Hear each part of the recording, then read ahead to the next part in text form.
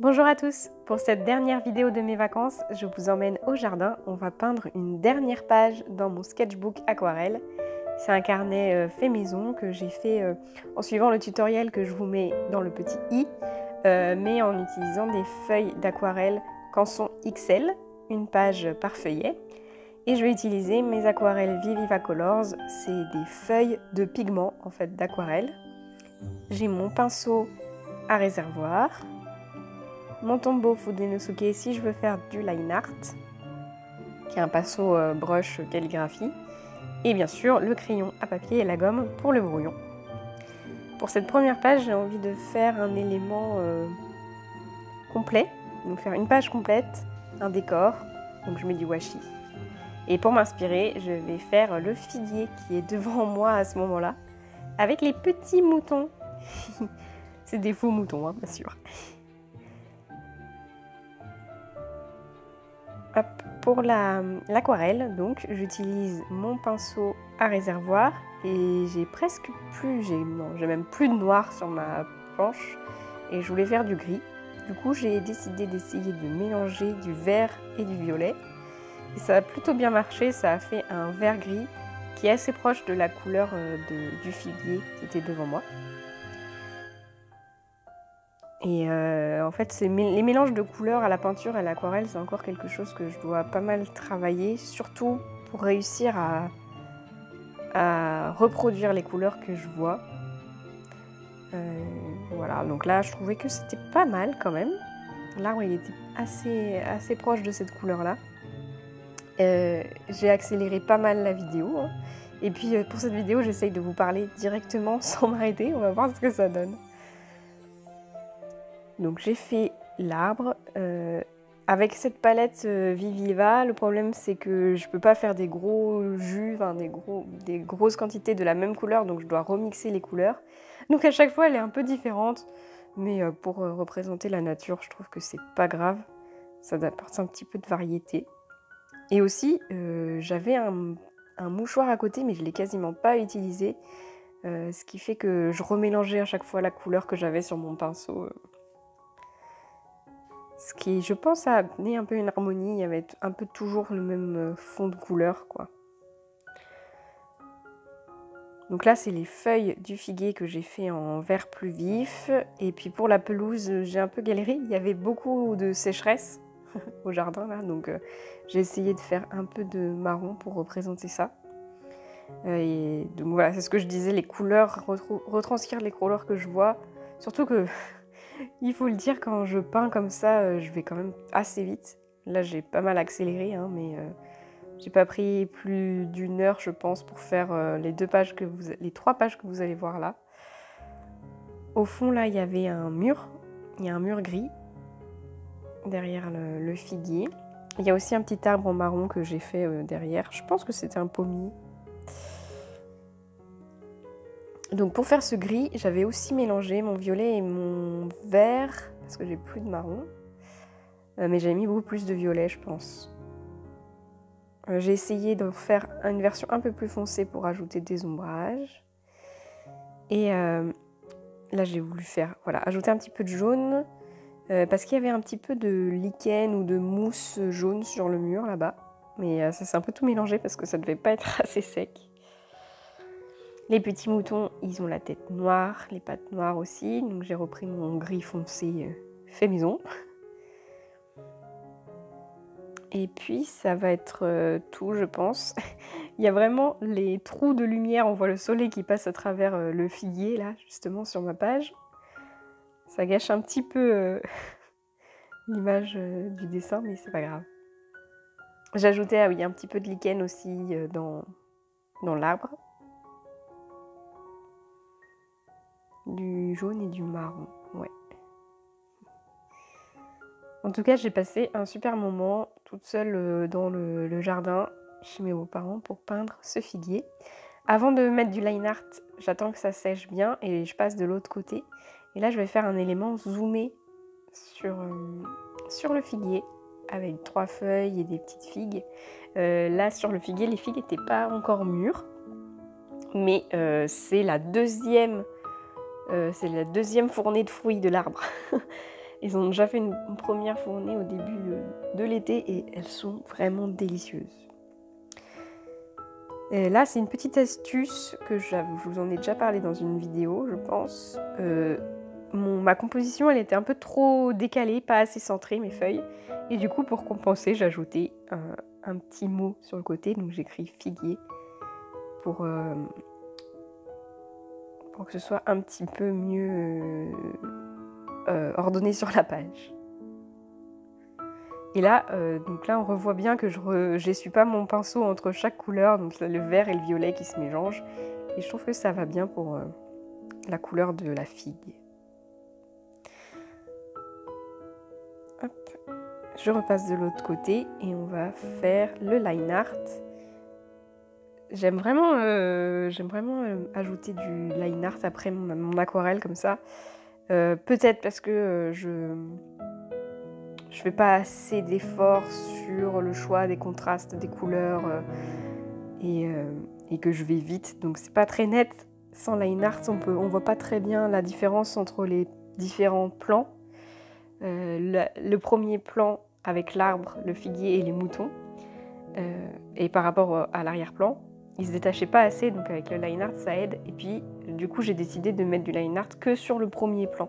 Je laisse tout le fond sans line art. Je passe au petit mouton tout mignon. On voit pas bien parce que comment j'ai cadré l'image. Le mouton qui est à droite, il est couché en fait. Mais du coup on pourrait croire qu'il est debout parce qu'on voit pas ses pattes. On voit pas le bas de son ventre. Donc comment j'ai cadré l'image. C'est mignon. Je fais la même chose de l'autre côté. Là, comme il n'y a qu'un grand élément, je mets du line art partout. Là, la petite figue, qui sont donc encore vertes. La feuille à l'arrière. Et puis, ah oui, sur ces figues, je ne l'ai pas dit, il y a des taches plus claires. En fait, je voulais essayer de représenter... Vraiment, il y avait des endroits où le soleil passait sur une feuille et ça faisait vraiment une délimitation très précise de soleil. C'est ce que j'ai essayé de faire. Et puis la petite feuille, là, elle est toute mangée par les insectes. Ah oui, pour les nervures, j'ai essayé de mettre un peu de jaune et sinon aussi de mettre surtout de l'eau pour essayer de retirer les pigments.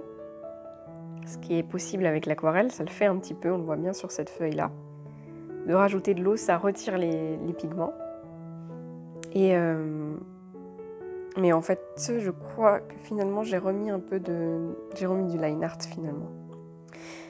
Mais déjà, j'ai fait les contours de mon mot figuier aussi.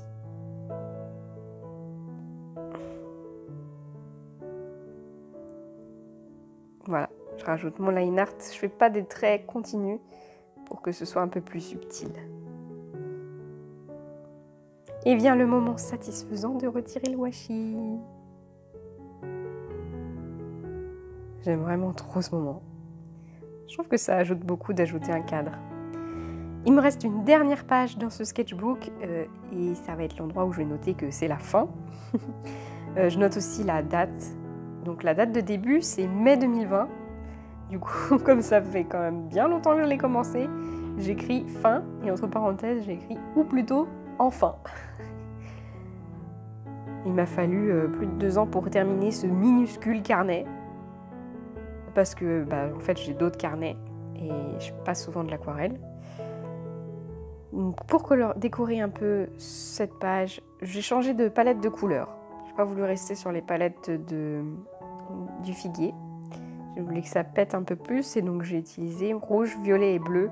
Pareil, j'ai choisi de faire des couleurs adjacentes parce que je ne vais pas nettoyer mon pinceau entre chaque passage. Et du coup, dans ce cas-là, ça peut se mélanger un peu, ça fera quand même joli. Alors que si j'avais choisi d'autres couleurs, des couleurs pas adjacentes, ça aurait pu faire un peu gris-marron, justement ce que j'avais fait avec le vert et le violet. Voilà, ça peut être une idée de petite page de sketchbook super rapide à faire, des petits zigouigouis avec un texte au milieu. Là aussi, j'ai ajouté du line art autour des lettres et aussi des petits motifs.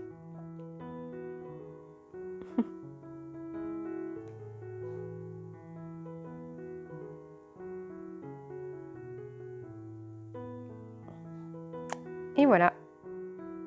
Après ça, on va pouvoir faire le tour complet du sketchbook. Vous allez voir qu'il est assez petit et on se demande comment j'ai fait pour mettre autant de temps. Donc j'ai commencé, on a dit en mai 2020, j'ai fait une petite page de garde.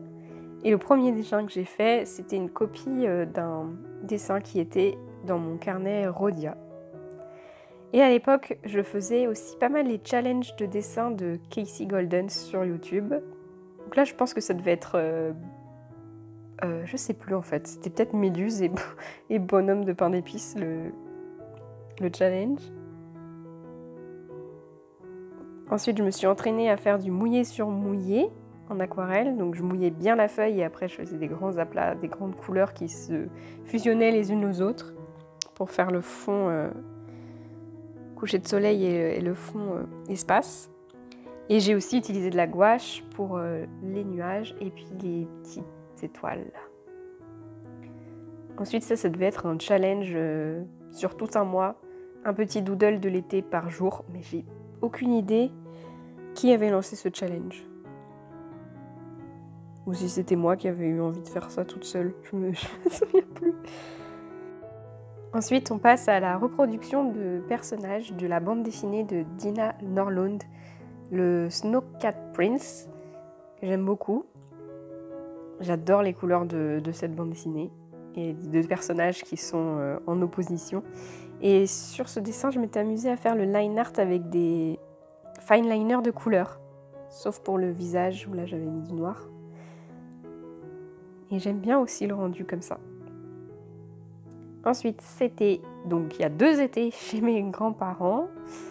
J'avais fait la même scène au bord du petit bassin. De jour et de nuit. C'est un bon exercice pour jouer sur la lumière. Et ensuite, à la rentrée, j'avais fait le stage Back to Basics de Marie, les tribulations de Marie. Voilà les petits exercices où je m'étais amusée à ajouter des petits twists avec mon fine liner, des petits motifs. Là, il fallait faire un nuancier. Et autour, je m'étais amusée à faire des fusions. Là, on a la transparence. Ah oui, c'était pas un nuancier. Ouais, il est là, le nuancier. De couleurs. Les couleurs. Ah non, il fallait reproduire exactement les mêmes couleurs. Et là, il y a un petit message caché, parce que le 21 septembre, c'était une date importante. Ici, je m'étais amusée à mettre du washi tape pour cacher le mot love. Et donc, j'ai peint tout autour. Et après, en retirant, il apparaît. Là, c'est les fusions. Vraiment, les couleurs de ces aquarelles Viviva, c'est déjà ça que j'utilisais, ça pète. Et là, j'avais mis un petit line art en gel pen doré. C'est marrant. Ensuite, on a une reproduction d'une photo qu'on avait prise pour une balade à vélo à l'île de Ré. On est en 2021 là. Et c'est Simon, voilà. Là, c'était en suivant un tuto de Shayda Campbell sur YouTube, ce bouquet de marguerites. Et après, j'avais repris la méthode pour faire la même chose avec des coquelicots.